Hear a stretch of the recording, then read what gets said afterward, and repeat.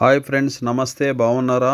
ఈరోజు గెత్తప్పో గెత్తు, మన ఊరి గెత్తులో మాయసంద్రం అంటేనే ఎవరప్ప జ్ఞాపకం వస్తారంటే మన తాత ముత్తాత మన పిల్లప్ప స్వాములు దిగంబరి యోగి సచ్చిదానంద పరబ్రహ్మమూర్తి అక్కడ జీవ సమాధి అయినాడప్ప. అందరూ పోయి ఒకసారి ఫ్యామిలీతో సహా అంతా చూసుకరండా. పెద్ద పర్స్ అవుతుంది. ఏం అన్నదానము, బాణాలు, భజనలు, పూజలు, ఆ తర్వాత ప్రవచనాలు, పెద్దల యొక్క ప్రవచనాలంతా అవుతుందప్ప. చాలా విశేషమైనటువంటి జాగా అది వచ్చిందే మన పిల్లప్ప స్వాముల యొక్క ఆశ్రమము. ఇది తన అక్కడ పిల్లప్ప స్వాములతో అనుభవించినటువంటి మహా జ్ఞాని అయినటువంటి ఆయన శిష్యుడు కృష్ణప్ప స్వాములు అక్కడ కూకొని ఉంటారప్ప. మేము పోయినప్పుడు ఆయన్ని ఇంటర్వ్యూ చేసినాను. ఆయన మాటలనే చెప్తా ఉన్నాడు, వినండప్ప. కృష్ణప్ప మీది ఎవరు? మైసంద్రమేనా? మీరు ఈ మాదిరి పిల్లప్ప స్వాములు తవా టైం ఉన్నప్పుడు వచ్చి కొంటారు. ఆయా పిల్లప్ప స్వాములు శిష్యులు మున్సామప్ప స్వాములు వాళ్ళ అన్న మీరు, అవునా? ఇప్పుడు స్వాములు వచ్చి ఏడు ఉండ్రి అరేళ్ళే ఉండరా? ఫస్ట్లో అరేళ్ళ ఆమెటుకో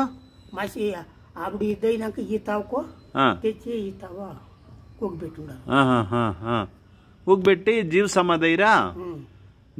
మీరు జీవ సమాధిని అంతా చూస్తారా? అప్పుడు మీకు ఎంత వయసు? మాకేమో 18 సుమారు ఉండాలి అంతే. స్వాములు ఏమేమో పవాడాలంతా చేస్తూ ఉంటారంట, అవంతా మీకు తెలిసినా? అవంతా ఏమి చేయలే, వాళ్ళు చెప్పుకొని వచ్చినాం కాక మేమేమి చూడలేదు సార్. అతను కలుకుండా దేవుని అట్లా కూకునే కూడా మాట్లాడట్లే వాళ్ళేమో అంటే మౌనంగా ఉంటారు. అంటే స్వాములు వచ్చి దిగంబర స్వాములు అంటే దిగంబర్ అంటే వస్త్రం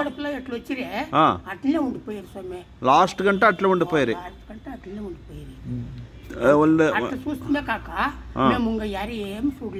దిగంబర్ స్వాములుగానే చూస్తారు.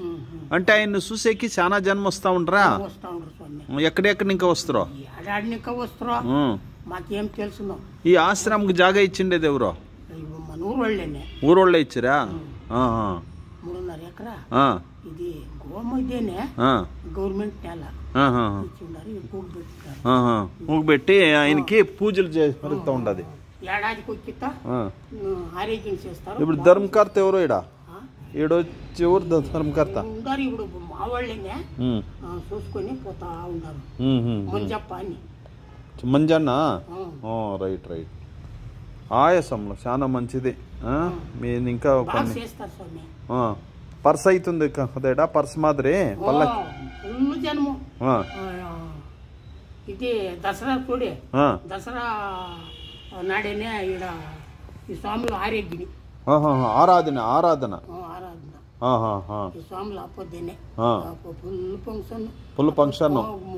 3 నాళ్ళు ఏమేమి విశేషాలు? పాల్కీలో మెరిగిన అన్నదానము, అంతా చేస్తారు. బాణాలు, పటాసులో, గెరిగిలో అంతా అవుతుందా?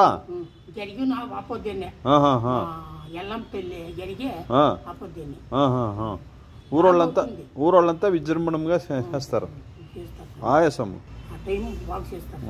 అన్నదానము. ఒక మహానుభావుడు జీవ సమాధి అయినటువంటి చోటలో ఎక్కడ లేని ఆశీర్వాదము, మనశ్శాంతి, ప్రశాంతత, భోగభాగ్య అష్టైశ్వర్యాలంతా మనకు దొరుకుతావని పెద్దల యొక్క వాక్కు, మహనీయుల యొక్క వాక్కు. అందరూ పోయి ఈ యొక్క ఆశ్రమాన్ని ఒకసారైనా దర్శనం చేసుకురండా. ఓం శ్రీ శ్రీ శ్రీ శ్రీ పిల్లప్ప స్వామియే నమః. జై సద్గురువే నమః. జై సద్గురువే నమః. జై సద్గురువే నమః.